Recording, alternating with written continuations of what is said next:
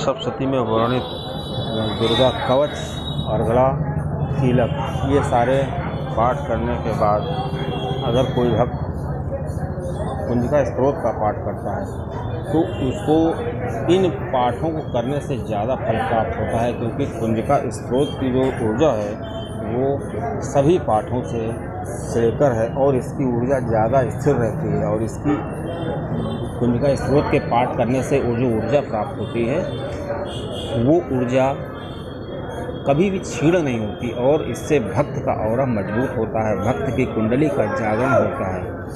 अब प्रश्न उठता है कि कुंजिका स्तोत्र का पाठ क्यों करें? तो कुंजिका स्तोत्र का पाठ करना इसलिए ज़रूरी है क्योंकि ये इसमें साफ साफ लिखा हुआ है कि आप इस पाठ को करें और इसके अलावा कोई पाठ ना करें। ना कीलक की ज़रूरत है, ना तो किसी भी तरह के पाठ की ज़रूरत नहीं है, सिर्फ आप कुंजिका स्तोत्र का पाठ करें। क्योंकि कुंजिका स्तोत्र में जो बीज मंत्र दिया गया है ये बहुत ही चमत्कारिक बीज मंत्र है और लगभग दुनिया के जितने भी मंत्र हैं इन सब मंत्रों की ऊर्जा इस मंत्र में पाई जाती है। अब प्रश्न उठता है कि ये जो सभी मंत्र हैं, ये सभी जो ऊर्जाएं हैं, ये इसमें क्यों सम्मिलित हैं? क्योंकि ये श्री शिव जी ने श्री दुर्गा जी को बताया है, श्री पार्वती जी को बताया है और ये भी बताया है कि अगर कोई भक्त दुर्गा सप्तशती का पाठ नहीं कर सकता है तो वो अर्गला स्तोत्र, कीलक, ये सभी पाठ नहीं कर सकता है तो केवल कुंजिका स्तोत्र का पाठ करे और उसको वही फल प्राप्त होगा। अगर एक पाठ की और ख़ास बात है कि ये पाठ बहुत ही जागृत है और ये हिंदी में भी करें तब भी जागृत है, इसको जागृत नहीं करना पड़ता। इसकी सबसे ख़ास बात ये है ये स्वतः जागृत है, बस पाठक को ज़रूरत होती है इसको करने की। अब जब पाठक साधक इस जाप को करता है तो ये दो तरीके से हो सकता है कि या तो वो एक बार पढ़ ले अर्गला स्तोत्र कीलक, ये कुंजिका स्तोत्र को एक बार पढ़ ले, या कुंजिका स्तोत्र का जो मंत्र है ओम ऐं ह्रीं क्लीं चामुंडाय विच्चे ओम ग्लौं हुं क्लीं जूं सः ज्वल ज्वल ज्वल ज्वल प्रज्वल प्रज्वल हम सम लम छप फट स्वाहा। अब इस मंत्र को वो अगर 11 बार संकल्प लेकर के पाठ करता है तो ये बहुत ही श्रेयकर होता है। अगर किसी साधक को लगता है कि उसको निगेटिव ऊर्जा, नकारात्मक ऊर्जा ने घेरा है तो हाथ में कपूर और लौंग लेकर के इस पाठ को करे और 11 बार इस बीज और कुंजिका स्तोत्र के मंत्र का पाठ करे। उसके बाद इस पाठ का इस कपूर से और लौंग से हवन कर दे तो उसकी सारी नकारात्मक ऊर्जा समाप्त हो जाएगी। और इस पाठ की एक और खास बात होती है कि इससे सभी प्रकार के ग्रह शांत हो जाते हैं।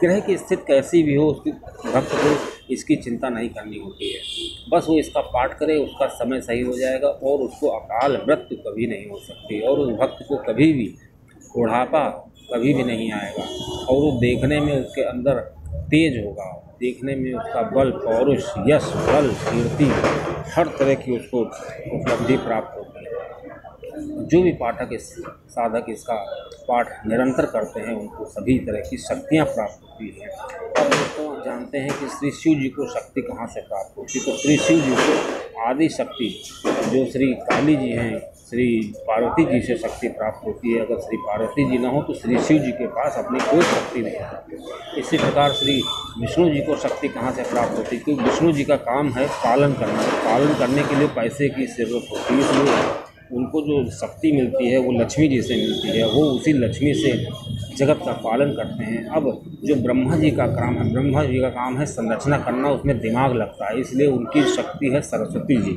अगर सरस्वती जी ना हो तो ब्रह्मा के सृजन का कार्य सुचारू रूप से नहीं कर पाएंगे। इस प्रकार ये जो शक्तियाँ होती हैं बहुत ही प्रबल होती हैं। अब अगर किसी साधक के द्वारा कुंजिका स्तोत्र का पाठ किया जाता है तो उसको किसी भी तरह की नकारात्मक ऊर्जा तो कभी घेर ही नहीं सकती, क्योंकि इसका पाठ करने वाले को सबसे पहले जगदम्बा आदि शक्ति की शक्ति प्राप्त होती है और उससे पहले इसमें जिनको देवी माता की शक्ति प्राप्त हो जाती है, जिन्होंने निशम्भ का वध किया था, मतलब काली जी का वध किया था। और काली जी जहाँ पर होंगी वहाँ पर जो नकारात्मक शक्तियाँ होती हैं वो बिल्कुल आ ही नहीं सकती हैं, क्योंकि नकारात्मक शक्तियाँ इनसे कोसों दूर भागती हैं। और जब कोई नकारात्मक शक्ति नहीं होगी तो कोई न कोई शक्ति तो अपने आप से आ जाएगी। मतलब जो ये शक्तियाँ होती हैं, भक्त जो आदि शक्तियाँ होती हैं, वो भक्त को अपने आप प्राप्त होने लगेंगी। इस प्रकार कहा जा सकता है कि जो साधक होता है, जो पाठ करने वाला व्यक्ति होता है, जो निरंतर अभ्यास करता है, निरंतर इन पाठों को करता है, उसके अंदर धीरे धीरे शक्तियाँ जागृत हो जाती हैं। अब ये पाठ करने का नियम, शिव जी का मंत्र का जाप करता है तो उसके अंदर एक ऑरा मजबूत बन जाता है। लगभग 11 दिन, 12 दिन, 22 दिन, लगभग 6 महीने तक उसको ये जाप करना चाहिए। उसके बाद अगर साधक श्री कुंजिका स्त्रोत का पाठ करता है तो कुंजिका स्त्रोत से जो ऊर्जा मिलती है, जो ऑरा होता है, वो ऑरा एकदम मजबूत हो जाता है। जैसे मान लो कोई पाठक ने ये सोचा कि कल से चलो हमें भगवान के लिए कुछ करना है, माता के लिए कुछ करना है, शक्ति अर्जित करनी है, हम कुंजिका स्त्रोत का पाठ शुरू कर देते हैं। अगर वो ऐसा करता है, कुंजिका स्त्रोत का पाठ करता है, तो उसको उतना फल नहीं प्राप्त होगा, क्योंकि उसके पास ऑरा नहीं है उस तरह का जो इस ऊर्जा को संरक्षित कर ले। तो इस ऊर्जा को संरक्षित करने के लिए हमें ऐसे पाठ को करना चाहिए पहले जो जल तत्व प्रधान हो, जैसे कि श्री शिव जी का पाठ, श्री शिव जी का मंत्र है और श्री गायत्री मंत्र है, इस तरह के पाठ करने चाहिए। या जो ओम कंकलिकाय नमः, ओम दुम दुर्गाय नमः, इन मंत्रों को तभी करना चाहिए जब साधक के पास बहुत सी ऊर्जा आ जाए। लेकिन अगर साधक सीधे तौर पर इन मंत्रों को करने लगता है तो ये उसको उल्टा परिणाम भी देने लगते हैं। और अगर किसी गुरु के सानिध्य में ये पाठ किए जाएँ तो ज़्यादा अच्छा रहता है। लेकिन अगर कोई गुरु नहीं मिलता है तो आप श्री शिव जी को अपना गुरु मान सकते हैं और इस पाठ को सीधे तौर पर कर सकते हैं। लेकिन इसमें कोई दो राय नहीं है कि अगर ओम नमः शिवाय का हम जाप करते हैं या कोई गंग गणपते नमः का जाप करते हैं, तो इनसे जो ऊर्जा प्राप्त होती है, जो पुण्य प्राप्त होता है, वो क्षणिक होता है। क्यों? क्योंकि हम उस समय के तरह के लोग नहीं रहे ना जो हमेशा जाप किया करते थे। अभी हमने मान लो 10 माला जाप किए, उसके बाद बैठ गए। तो इस प्रकार अगर कोई साधक इनका लगातार पाठ करता है तभी इनकी ऊर्जा उनको प्राप्त होती है। लेकिन जो ये अर्गला स्त्रोत और कीलक या कुंजिका स्त्रोत का पाठ है, दुर्गा सप्तशती का पाठ है, इससे जो ऊर्जा प्राप्त होती है ये परमानेंट ऊर्जा होती है और साधक को ये ऊर्जा हमेशा प्राप्त होती रहती है। और साधक जब तक वो इस साधना में रहता है तब तक ऊर्जा प्राप्त होती रहती है। इस प्रकार ये माना जा सकता है कि कुंजिका स्त्रोत का पाठ ही श्रेयकर होता है। वो कलयुग में इसको करना बहुत ही श्रेयकर है। और कुंजिका पाठ का करने के बाद भक्त को कभी कभी लगेगा कि अरे मैंने ये क्या कर दिया, उसका मन नहीं करेगा, क्योंकि जो माता की योगिनियाँ होती हैं, माता के और जो गण होते हैं, वो इस पाठ को करने में बाधा उत्पन्न करते हैं, उसका मन नहीं लगेगा। लेकिन धीरे धीरे अगर साधक ये सोच लेता है कि उसका दृढ़ निश्चय हो जाता है तो यही गण उसकी मदद करने लगते हैं। और इसका पाठ करने वाला सिद्ध कुंजिका स्त्रोत का पाठ करने वाला, इसको कभी मन में पाठ नहीं करना चाहिए, ये पाठ जोर जोर करना चाहिए। अगर मन में कोई पाठ करता है तो इसका पूर्ण फल नहीं प्राप्त होता है। और इसमें अगर उस किसी को कोई चीज़ समझ में नहीं आती है तो जैसे वहाँ पे विष्णु वैष्णो देवी में आरती होती है तो कुंजिका स्त्रोत की आरती होती है, तो वहाँ जाके जब वो जाए तो उसको देखे कि पंडित जी किस तरह पाठ कर रहे हैं।